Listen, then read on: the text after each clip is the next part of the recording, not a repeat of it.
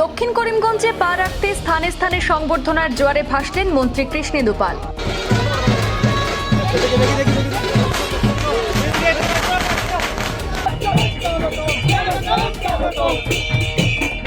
বিশাল bike র্যালির মাধ্যমে দক্ষিণ করিমগঞ্জে জানানো হলো মন্ত্রীকে স্বাগত। কাস্তগ্রামে মন্ত্রীকে স্বাগত জানালেন শতাধিক মহিলারা।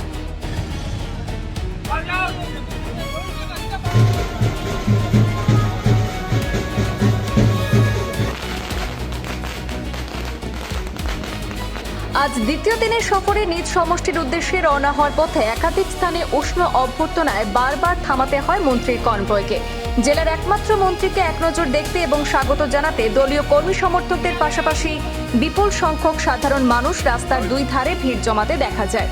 বিজেপি নেতা বিশ্বজিৎ নাগ চৌধুরী, রোহন দত্ত এবং বাবু দত্তের নেতৃত্বে সুপ্রাকান্দি সংলগ্ন এলাকা থেকে একটি বিশাল বাইক র্যালি বের করে মন্ত্রীকে বর্ণাঢ্য সংবর্ধনা জানানো হয়।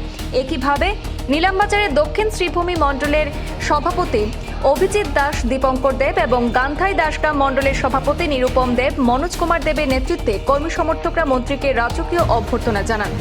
মন্ত্রী কৃষ্ণেন্দু পালের কনভয় বাটুরিয়া মোল্লাগঞ্জে পৌঁছালে সেখানেও উষ্ণ সংবর্ধনা জানানো হয়।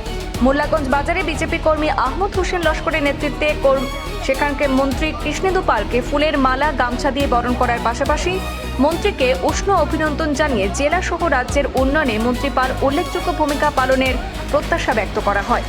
অপরদিকে কাস্তগ্রামে গিরিরাজ ভট্টাচার্যের নেতৃত্বে এবং নিলামবাজার ফারমপাশা জিপির সভানেত্রী প্রতিনিধি রাজু দেবীর উদ্যোগেও শতাধিক মহিলারা উপস্থিত থেকে মন্ত্রীকে ফুল ও শুভেচ্ছার মাধ্যমে উষ্ণ সংবর্ধনা জানান।